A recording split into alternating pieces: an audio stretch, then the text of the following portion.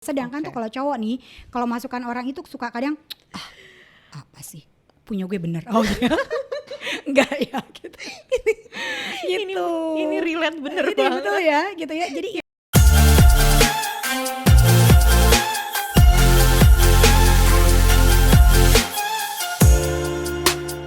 Halo Sobat Ipot semuanya, semoga dalam keadaan sehat dimanapun kalian berada. Hari ini dengan gue Mas Ayu Bella, kita akan bahas serba-serbi tentang dunia perinvestasian agar semua bisa investasi.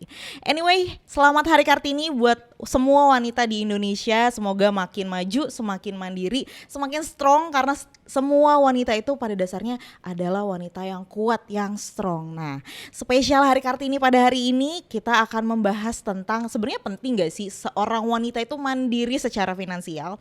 Nah, kita sudah kedatangan expertnya hari ini, kayaknya beliau ngenalin diri sendiri aja ya gitu. Mungkin silakan Mbak diperkenalkan dulu. Oke, baik, terima kasih. Halo Sobat Ipot, perkenalkan aku dengan Rista Swestika, aku selaku Co-Head Advisory dari Finansialku. Oke Mbak Rista, BTW selamat Hari Kartini. Betul, aku juga mengucapin Sobat iPod selamat Hari Kartini. Selamat Hari Kartini ya buat semua wanita di Indonesia nih. BTW nih Mbak, ngomong-ngomong tentang wanita yang mandiri secara finansial. Jadi beberapa waktu lalu sempat viral bahwa ada satu influencer, ada satu tokoh gitu ya. Dia ini dicecer, apa ya bisa dibilang dibully sama netizen karena sebenarnya si wanita ini menetapkan standar pria idamannya. Nah, itu dari sisi keuangan, dari sisi finansial. Kayak contohnya saya nanti kalau misal mau punya suami harus penghasilannya sekian gitu. Oke. Menurut Mbak Rista gimana tuh? Menetapkan standar itu kan boleh-boleh aja ya, Ya. gitu. Kenapa? Karena kan hidup gue juga, gitu kan. Betul nggak sih Sobat Ipot? Betul ya. Jadi kalau misalnya kemarin sempat viral yang boleh sebut angka nggak sih? Gitu. Ya, berapa Berapa tuh gitu ya, harus 250 juta tiap bulan gitu. Ya itu balik lagi ke diri kita masing-masing. Kalau misalnya memang kita menetapkan bahwa dengan angka sebegitu gitu ya bisa membuat dia menjadi hidupnya jadi nyaman, lebih baik, ya kenapa enggak gitu ya. Jadi tidak ada alasan gitu yang membuat orang bahwa kayaknya nggak boleh deh lu netapin kayak gitu. Itu bebas, itu hak orang gitu. Cuman gimana caranya untuk dia mencapai untuk seperti itu kan. Oke. Gitu. Jadi bebas-bebas aja, nggak ada larangan. Oke, gak ada larangan Sobat Ipot. Sebenarnya kan kita ya kalau misalnya bisa berandai-andai ya setinggi mungkin gak masalah ya, gitu kan. Tapi nih Mbak Rista ngomongin tentang pernikahan, tentang penghasilan gitu. Oke. Ada juga istilah di mana perjanjian pranikah. Oke. Di mana sebelum menikah ini pokoknya harus misahin harta. Harta lo, harta gue gitu kan. Jadi ya ada pemisahan kayak gitu. Sebenarnya itu perlu gak sih Mbak? Kalau ngomongin perlu dan tidak perlu gitu ya. Oke, kalau ngomongin balik lagi gitu ya, ngomongin pisah harta, perlu nggak sih ketika nanti kita memutuskan one day untuk merit gitu ya, dilakukan namanya pisah harta. Balik lagi, tergantung kamu dengan pasangan. Ada kesepakatan, semua itu harus ada kesepakatan dan ada kenyamanan. Tidak dipaksakan satu sama lain dong ya, gitu. Nah, ini juga sempat viral gara-gara ada satu selebritis gitu ya, yang waktu itu ngomongin tentang pisah harta juga gitu. Sebenarnya boleh-boleh aja kalau misalnya memang kamu dari awal memang sudah mandiri secara finansial, kemudian aset kamu banyak. Ya namanya berumah tangga Mbak Bella kan kita nggak tahu ya apa yang terjadi di lapangan. Gitu. Nggak semutus di jalan tol. Jadi kalau dia balik lagi dia merasa nyaman dengan dilakukan pemisahan harta, ya why not, silakan. Yang penting itu ada kerjasama, ada keterbukaan, ada kejujuran, dan kedepannya tidak akan terjadi huru hara. Karena salah satu fungsi dari pemisah harta tersebut adalah kalau terjadi resiko kedepannya, paling tidak mereka nggak langsung gempar banget buka-buka aib kan. Gitu. Oke, jadi balik lagi sebenarnya dibutuhkan atau tidak. Karena mungkin kalau misalnya seorang wanita yang sebelumnya sudah sukses, misalnya mau campur harta juga nggak masalah ya. Iya masalah. Karena istilahnya kalau menikah itu kan kompromi seumur hidup ya. Yes betul, kompromi seumur hidup. Karena ada juga yang bilang gini, ngapain sih dipisahin hartanya, berarti nggak mau mulai dari nol nih gitu. Mau enaknya aja nih hidup. Nggak gitu juga, karena pada saat pemisahan harta itu, perjanjian pranikah bukan hanya ngomongin tentang pemisahan harta. Ada juga loh pola pengaturan anak di sana. Ada juga loh kalau terjadi salah satu kitanya berbuat yang nggak aneh-aneh gitu ya, itu semua ada bisa diatur di situ. Jadi bukan hanya ngomongin tentang harta. Oke, jadi sebenarnya balik lagi ke Sobat Ipot, apakah membutuhkan atau tidak? Kalau misalnya butuh ya nggak masalah juga. Kalau nggak butuh ya nggak masalah juga. Nggak masalah gitu. juga. Nggak ada pilihan yang salah ya. Jadi ya memang disesuaikan sama kebutuhannya sobat ipot masing-masing. Tapi kalau misalnya ngomongin tentang apa namanya harta ya, balik lagi kan pasti ada perencanaan keuangan di baliknya gitu Mbak. Nah sebenarnya gimana sih perencanaan keuangan yang tepat buat seorang wanita deh? Kita ngomongin secara general dulu, secara General wanita, dulu gitu ya. Sebenarnya perencanaan keuangan itu bukan hanya pria atau wanita gitu. Oke. Semuanya harus melakukan. Gimana sih step-stepnya? Stepnya itu yang pertama adalah ketika kamu punya income, tahu dulu ini sumber income kamu dari mana aja sih. Oke. Apakah hanya 1, 2, 3? Karena sumber income tuh banyak banget Mbak Bella sama Sobat Ipot ya. Ada misalnya dari pendapatan aktif, yang artinya kamu Oke. barter waktu, tenaga gitu ya. Rasa marah, emosi dengan duit. Oke. Kemudian yang kedua ada pendapatan dari bisnis, ada dari investasi. Nah hari ini kita mengulik tentang investasi dong Mbak Bella Iya ya. pastinya. Oke, nah ketika kita udah paham sumber income kita dari mana aja, yuk kita atur. Gitu Oke. ya, kita atur pengeluarannya berdasarkan skala prioritas, wajib, butuh dan ingin. Gitu. Wajib dulu yang kita keluarin, baru kebutuhan, baru keinginan. Tapi faktanya ini Sobat Ipot sama Suka Mbak Bella Ngeblunder ya, Ya. tiga itu ya. suka keinginan dulu di atas segalanya gitu. Oke. Jadi diatur dulu berdasarkan skala prioritas. Menurut kamu skala prioritasnya yang mana? Karena pada saat merencanakan keuangan aku, keuangan Sobat iPod sama keuangan Mbak Bella itu nggak bisa di general lagi nggak. Oke. Karena tadi kita punya tanggungan yang berbeda, sumber income yang berbeda, tujuan keuangan yang berbeda, jangka waktunya juga berbeda. Jadi semua balik lagi dengan sesuai dengan kita. Gitu. Oke. Karena merencanakan keuangan itu adalah sebuah seni yang memberikan gitu ya kebebasan kepada kita untuk mengatur duit, bukan kita yang diatur duit. Nah tapi kalau misalnya ngomongin tadi kan perencanaan keuangan sebenarnya general aja buat wanita nih. Tapi kalau misalnya ngomongin tentang mereka yang sudah menikah gitu Mbak. Oke, ini area aku banget nih. Yang sudah menikah mungkin teman-teman juga merencanakan untuk menikah ke depannya. Apakah sebenarnya terutama mungkin teman-teman kita wanita yang tidak bekerja, stay at home gitu kan. Sebenarnya apakah sepenuhnya harus bergantung sama pasangan aja nih Mbak gitu kan? Apakah tadi balik lagi sebenarnya untuk dalam sebuah pernikahan itu kan harus ada keterbukaan juga masalah Betul. keuangan ya. Tapi penting gak sih buat seorang istri, seorang ibu dia sebenarnya punya dana spare sendiri gitu? Oke, saya balikin lagi ke Sobat Ipot sama Bella. Oke. Kalau Bella nanti one day menikah, kemudian nggak punya income, rasanya oke nggak? Nggak enak sih Mbak kalau mau beli tas baru harus izin dulu jadinya. Gitu. Belum lagi kalau suaminya bilang gini, boros banget sih Bella nih gitu, rasanya nyesek Yes. banget ya. That's why kenapa Sobat Ipot dan teman-teman perempuan yang dengerin hari ini gitu ya, kita harus melek secara finansial dan kita harus punya income berapapun itu. Tapi nanti ketika kita punya income, jangan jadi juga income ini menjadi power untuk merendahkan pasangan kita atau merendahkan orang lain. Oke. Karena faktanya wanita-wanita saat ini, Mbak Bella sama Sobat Ipot, itu income-nya banyak sekali yang lebih besar daripada pasangannya. Oke. Setuju Mungkin bisa jadi ya karena kan Yes. sekarang nyari istilahnya passive income atau side income tuh lumayan gampang lah sekarang. Mungkin Betul. jadi influencer juga salah satunya. Yes. Ya kan, buka bisnis, online shop segala macam. Dan ternyata turns out lebih sukses gitu misalnya penghasilannya lebih banyak. Itu bukan alasan ya berarti Bukan ya. alasan. Jadi kalau ditanya penting nggak sih kita perempuan punya pendapatan gitu ya, itu juga penting banget. Kenapa? Oke. Karena one day terjadi resiko dalam kehidupan kita, kita juga kok yang harus berdiri di kaki kita sendiri. Yes, setuju banget. Aduh, tersentuh hatiku. Kayak one day bener-bener memang penting banget ya buat kita mandiri secara finansial terutama buat perempuan gitu. Tapi kalau misalnya dari segi, karena kan bisa dibilang ya Mbak, sekarang Menteri Keuangan aja Ibu Sri Mulyani kan Yes, perempuan perempuan, gitu. gitu. Ada yang bilang istilahnya dalam rumah tangga Menteri Keuangannya itu perempuan, seorang ibu, seorang istri gitu. Sebenarnya untuk mengatur uang dalam rumah tangga, seberapa penting sih peran seorang perempuan nih Mbak? Oke, kalau ditanya mengatur keuangan itu seberapa penting perannya perempuan? Sebenarnya mengatur keuangan itu bukan hanya perempuan aja, enggak juga. Oke. Tapi balik lagi, kalau kamu yang sudah berumah tangga, ngomong dulu nih dengan pasangan. Kira-kira yang beb, ini siapa yang bakal jadi bendaharanya gitu Oke. ya? Apakah si pria, apakah si wanita? Kalau udah ada kesepakatan ternyata si wanita, ya udah berarti bendaharanya wanita. Tapi dalam proses pembuatan budgetingnya, menentukan tujuan keuangannya gitu ya, bahkan untuk mendapatkan si duitnya tadi yang untuk diatur. Karena kalau nggak ada duitnya gimana mau ngatur Mbak Bella?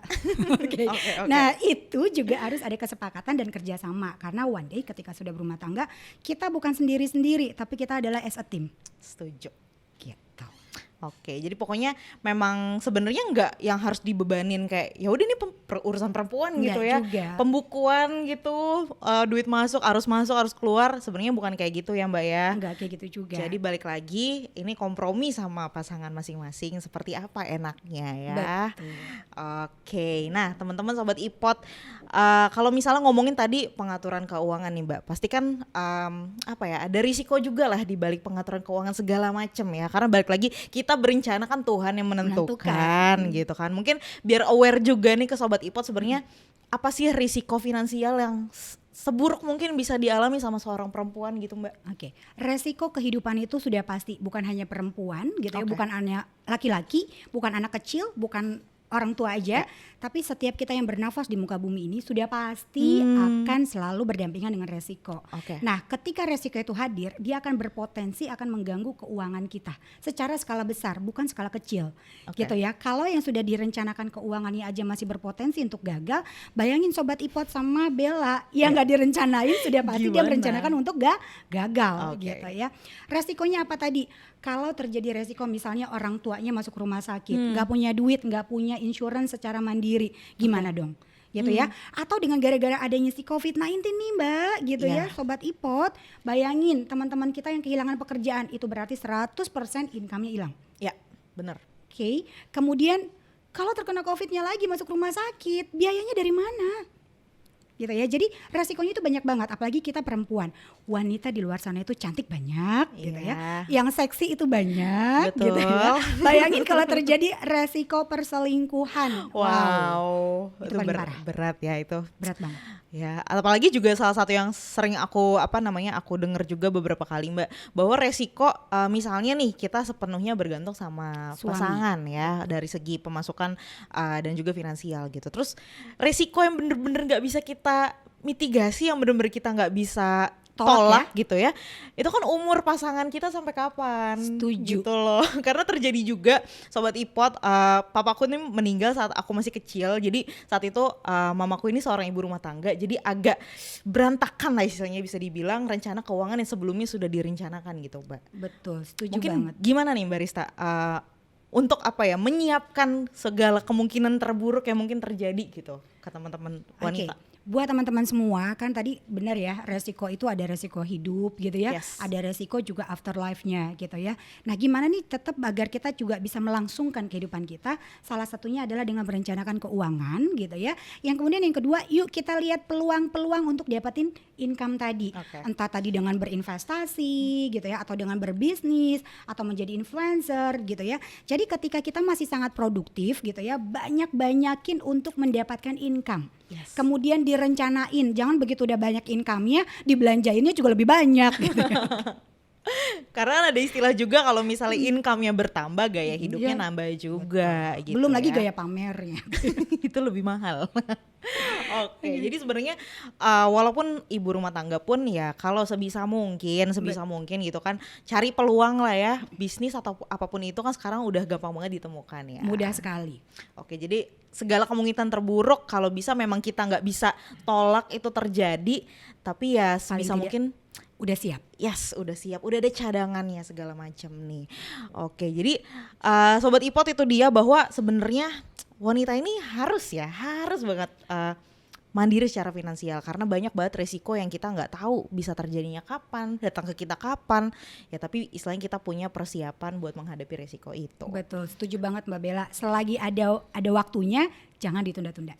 Oke, setuju banget ya. Mulai dari sekarang nih teman-teman sobat iPod. Nah, sobat iPod, saya juga sudah saatnya saya mau menampilkan membuka mata teman-teman pendengar ya. Data nih. Udah ngomongin data dan Kalau fakta. udah ngomongin data dan fakta, ada apa sih Mbak Bella? Jadi nih teman-teman, per 16 Oktober 2020 itu Kustodian Central Efek Indonesia ini ngeluarin data, Barista. Itu sebenarnya ngeluarin data tentang pertumbuhan investor semenjak pandemi. Tapi aku meng-highlight sesuatu nih, bahwa ternyata di Indonesia ini kan terbagi wanita dan juga laki-laki. Ternyata Barista ini jumlah investor laki-laki nih masih lebih banyak nih dibandingkan dengan Perempuan. jumlah investor perempuan, yaitu exactnya adalah sebesar 39% investor perempuannya. Nah terus yang membuat aku bingung karena ternyata aku juga nemuin dari berbagai sumber Mbak Rista. Jadi ada data nih Sobat Ipot, saya izin baca ya. Di sini penelitian dari Center for Financial Research di University of Cologne, Jerman. Ini bilang nih, jika wanita memiliki portofolio yang lebih stabil dan strategi jangka panjang yang matang dibandingkan laki-laki, wanita juga terbukti bisa mengatur portofolio keuangan lebih baik nih. Jadi lebih cuan 4 sampai dengan 6% dibandingkan laki-laki nih. Wow. Nah, ini terbukti ketika krisis tahun 2008 kemarin, Mbak Rista. Oke. Terus masih ada, Masih ya? ada, masih banyak ada, banget. Pintar ya. banget ini wanita-wanita ya. Nah, ini dari data dari Koperasi Bank di Swiss ya, menjelaskan bahwa perbedaan biologis dan konstruksi sosial antara perempuan dan laki-laki berpengaruh dalam cara mereka berinvestasi. Jadi ada faktor biologisnya juga nih, Mbak. Betul. Gitu. Nah, terus ada lagi nih ya. Data lagi ini dari Biro Konsultan Investasi Sigvig. Ini menilai bahwa selama beberapa tahun ke belakang wanita mampu mengalahkan pria dalam segi investasi. Hal ini dikarenakan pria cenderung untuk berinvestasi dalam nilai yang besar, namun pengeluaran yang mereka lakukan juga besar juga nih Mbak. Gitu. Nah, dari data hasil penelitian yang tadi aku sebutin nih Mbak Rista ya, menurut Mbak Rista nih gimana sih? Apa yang jadi faktor sebenarnya nih wanita lebih cakap gitu investasi, tapi kenapa dari segi angkanya faktanya di Indonesia masih banyak laki-laki, masih didominasi sama laki-laki nih Mbak? Oke, kita kasih applause dulu buat para perempuan. Oke. Ternyata udah mulai cakap ya berinvestasi. Setuju sih Mbak Bella sama Sobat Ipot gitu ya. Kenapa sih kok perempuan-perempuan ini sebenarnya lebih cakap dalam berinvestasi? Tapi kenapa kok nilainya masih rendah dibandingkan perempuan gitu? Kita nggak menutup kemungkinan lah ya bahwa memang literasi edukasi tentang keuangan di masyarakat kita itu masih sangat rendah. Tapi dengan adanya podcast hari ini salah satu edukasi juga buat para wanita masyarakat Indonesia di luar sana gitu ya. Nah tadi tingkat literasinya juga masih sangat rendah gitu ya. Kemudian kenapa sih sebenarnya kita itu bisa cakap perempuan? Kenapa nih? Tadi ada faktor biologinya juga antara laki-laki dan perempuan. Kalau laki-laki itu kebanyakan risk taker, mohon maaf ya para laki-laki gitu ya. Sedangkan kalau perempuan itu semuanya direncanain gitu ya. Ya walaupun ada juga si perempuan yang mungkin ya selebor juga gitu ya, nggak direncanain. Tapi sih sebagian besar banyak perempuan-perempuan tuh satu, mereka tuh sabar. Ya, mereka sabar. Kemudian mereka juga tahu apa sih yang mereka akan beli atau mereka tuju gitu ya, tahu tujuannya. Gitu. Kemudian mereka juga pemilih gitu ya, peneliti gitu ya yang unggul. Contoh nih kalau misalnya kita mau beli barang gitu ya Bella ya, mesti dibanding-bandingin dulu gitu kan. Mana yang kira-kira tidak mengganggu keuangan gitu ya. Sedangkan kalau pria tuh nggak usah mikir, ketika ada duitnya dan itu barangnya aku mau ya langsung beli. Setuju banget gitu ya. Nah itu yang membedakan si pria sama wanita dalam berinvestasi dan dalam memperlakukan si uang. Nah kemudian perempuan-perempuan ini mindsetnya adalah langsung ke tujuan. Ya banyak dong ya ketika kita sudah bekerja gitu ya, pasti uangnya ya buat keluarga aja deh gitu ya.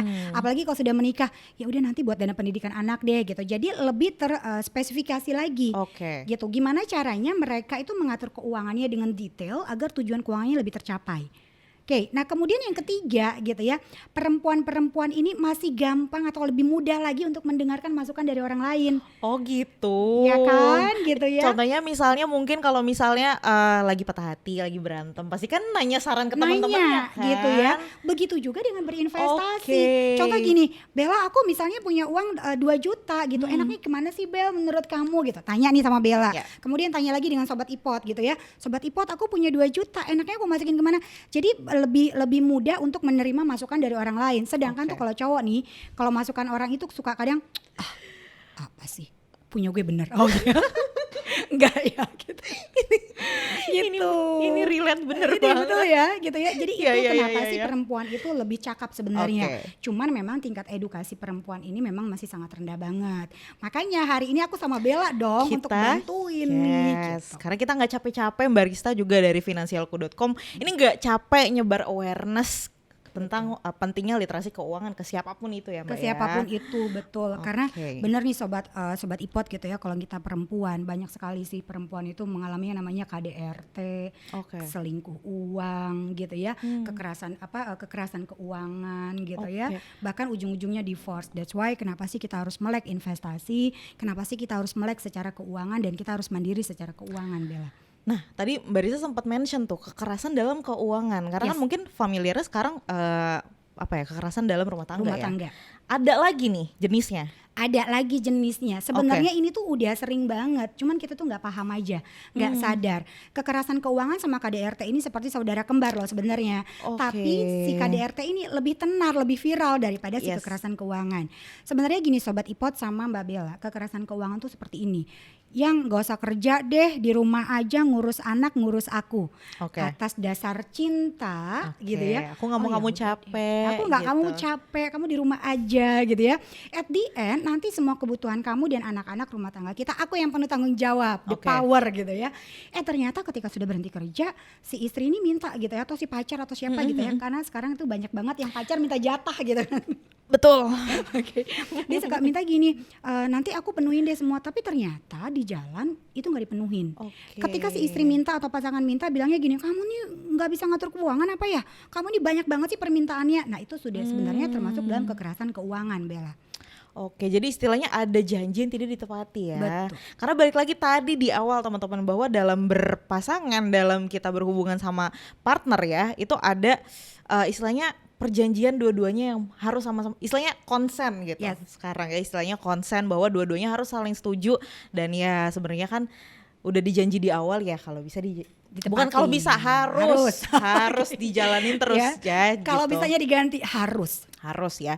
Jadi sebenarnya ini juga mungkin banyak yang belum aware masalah, karena gini Mbak, bahwa kalau misalnya orang ini baru sadar ketika udah kejadian gitu kan, oh ternyata selama ini gue mengalami kekerasan keuangan nih. Betul. Gitu. Atas dasar cinta dan kenyamanan, takut ditinggalin, apalagi yang tergantung dengan keuangannya.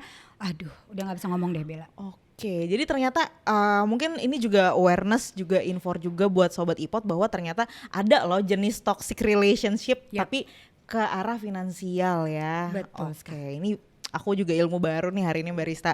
Nah kalau misalnya tapi tadi ya ngomongin seberapa penting sih sebenarnya investasi buat wanita nih Mbak. Tadi kan ngomongin jumlah investor masih kalah jauh tuh ya wanita ya. Apakah mungkin sebenarnya dari sisi seorang wanita, dia tuh sebenarnya wanita mah udah ya, namanya di rumah aja mah resikonya rendah-rendah aja kayak gitu. Apa sebenarnya nggak gitu? Nggak gitu, perempuan tuh harus melek secara investasinya gitu ya. Karena banyak sekali di luar sana perempuan-perempuan nih yang terjebak dengan investasi bodong, itu dia. arisan online gitu ya, arisan seperti koperasi dan teman-temannya yang ujung-ujungnya uang keluarga juga yang hilang. Itu artinya yuk para perempuan untuk melek secara investasi. Kalau misalnya masih belum tahu investasi modelnya seperti apa, ada baiknya itu belajar dulu, artinya investasi leher ke atas. Jadi jangan hanya diem aja mentang-mentang seorang ibu rumah tangga gitu ya, mentang-mentang semua di cover oleh suami, terus kita happy aja zona nyaman, enggak juga gitu. Karena hidup kita itu nggak pernah ada dalam zona nyaman, adanya zona halusinasi, seolah-olah aman gitu ya, seolah-olah nggak ada resiko gitu. Mungkin kalau di Ipot gitu ya, ada kali ya pembelajaran buat teman-teman perempuan, Bella? Wah ada dong, pastinya kita kontennya lengkap banget Mbak Rista, jadi bisa sesuaiin lagi, balik lagi ya, sesuai dengan kebutuhan kita maunya kemana. Tapi berarti kalau misalnya ngomongin risiko, mungkin dari ngomongin profil risiko sebenarnya nggak harus spesifik berdasarkan gender ya? Enggak. Oke, jadi mungkin bisa disesuaikan sama tujuan, balik lagi karena wanita lebih tertuju. Karena tadi gini sih Sobat Ipot sama temen perempuan gitu ya, pada saat kita berinvestasi itu yang mesti kita lakukan pertama kali adalah, kalau kita nggak tahu jenis investasinya, maka investasi dulu leher ke atas, artinya belajar. Kemudian yang kedua, tentukan dulu tujuannya kamu berinvestasi itu untuk apa gitu ya. Kemudian berapa nih target atau goalnya yang mau kita capai. Kemudian gitu ya, baru kita lihat instrumen investasi apa sih yang tepat gitu untuk mencapai tujuan tadi. Jadi jangan asal-asalan juga. Oke, jadi sebenarnya kalau misalnya ngomongin journey tentang mulai berinvestasi, sebenarnya ini mungkin buat yang laki-laki yang mendengarkan sebenarnya bisa diterapkan juga ya. Betul. Oke, jadi sebenarnya kita harus banyakin dulu belajarnya, atau kalau misalnya mau mulai dulu dari sekarang, mungkin bisa juga Mbak ngambil instrumen investasi yang risikonya rendah dulu. Sambil belajar, sambil jalan ya. Boleh banget. Justru lebih bagus, karena ada juga yang mikir gini, enggak pokoknya gue harus jago dulu, tapi malah nggak jalan-jalan. Betul. Kalau kata tagline, mulai aja dulu, yang penting ada duitnya kan. Iya benar-benar. Karena Sobat Ipot teman-teman, bahwa investasi kan sekarang udah nggak mahal-mahal lagi ya gitu kan, nggak harus yang nyiapin ratusan juta buat mulai investasi. Sekarang investasi udah murah banget teman-teman, salah satunya di reksadana gitu kan. Reksadana sekarang udah 100.000 bisa beli gitu. Udah bisa beli ya, 100.000 daripada beli kopi kekinian gitu ya. 100.000 bukan berarti nggak boleh ngopi juga sih gitu, cuman direncanain aja. Benar gitu. benar. Karena investasi saat ini tuh udah semuanya serba digital Bella sama sobat iPod ya gitu, udah enak banget. Jadi kalau misalnya kamu saat ini yang perempuan masih belum berinvestasi, kayaknya sangat disayangkan deh. Oke, kayaknya bukan kekinian ya kalau gitu ya. Oke, tapi ini Mbak ngomongin tadi ya tentang balik lagi ke jumlah angkanya yang masih didominasi sama laki-laki. Sebenarnya ada nggak sih cara gampangnya, mungkin teman-teman yang hari ini nonton, yang hari ini dengerin bisa nyebarin juga ke sesama teman-teman perempuan. Sebenarnya mungkin apakah ada pendekatan tertentu, gimana sih cara ningkatin awareness-nya buat teman-teman perempuan yang lain gitu, biar sadar bahwa investasi itu penting. Karena balik lagi kalau ngomongin duit kan agak-agak sensitif, masih istilahnya tabu juga gitu. Dan tadi sebenarnya kalau Mbak Rista bilang bahwa wanita itu sebenarnya lebih gampang nerima saran gitu. Betul. Kan. Tapi mungkin ada pendekatan khusus atau cara khusus biar mungkin teman-teman bisa nge-share nih pentingnya berinvestasi buat perempuan terutama. Oke, cara khususnya adalah yuk sadar, uang itu datangnya kalau kita lagi sehat. Kalau kita nggak sehat, kita nggak bakal punya duit gitu ya. Nah kemudian harus dilakukan perencanaan keuangan dengan tepat, di mana skala prioritas yang harus kamu utamakan adalah di awal itu menyisihkan untuk menabung atau berinvestasi. Kenapa? Karena tadi uang itu terus berjalan, usia kita juga terus berjalan gitu ya. Jadi mau nggak mau kita harus menyisihkannya di awal, bukan sisa. Nah gimana caranya? Bangun dulu money habitnya. Nah ini yang agak susah sebenarnya. Sebenarnya masyarakat kita terutama perempuan tuh sadar banget untuk mendapatkan keuntungan gitu ya, untuk berinvestasi itu sadar banget. Cuman membangun money habitnya nih yang agak sulit Bella. Gitu. Gimana caranya? Yuk ikutin dong kelas-kelas keuangan gitu ya. Ikutin komunitas-komunitas dan jangan lupa juga gitu ya. Ada iPod kan tadi ada berbagai macam informasi kan sebenarnya betul. Gitu. Nah jadi lebih spesifik lagi deh kamu gitu ya. Kalau misalnya contoh income kamu 5 juta. Yuk coba deh challenge diri sendiri, setiap bulannya kamu sisihin 2 juta. 3 jutanya kamu buat hidup. Kira-kira bisa atau enggak? Dalam 1 bulan ternyata kayaknya berat banget. Turunin lagi 1 juta dulu deh kamu saving atau kamu investasi. Nah dari membangun habit ini lama-kelamaan juga kamu nanti akan tertarik, bahkan kayaknya nagih banget buat berinvestasi. Contoh nih aku dulu ditawarin teman-teman berinvestasi, apaan sih tuh investasi? Enggak nanti uangnya hilang, enggak rugi, orang uangnya udah segitu-segitu aja nanti hilang loh gitu ya. Sebelum jadi perencana keuangan seperti itu Mbak Bella. Ternyata berproses ya tetap ya. Begitu aku ternyata kalau hanya aku nabung biasa, kayaknya aku nggak cukup deh untuk memenuhi tujuan, gitu ya. Mau nggak mau aku harus belajar untuk berinvestasi. Jadi tumbuhin dulu self awareness dalam diri kita. Karena ketika self awarenessnya sudah muncul, gitu ya, maka nanti self developmentnya, artinya belajar dulu investasinya. Gitu. Sama mulai dulu dengan nominal yang kecil nggak apa-apa ya. Tapi rutin.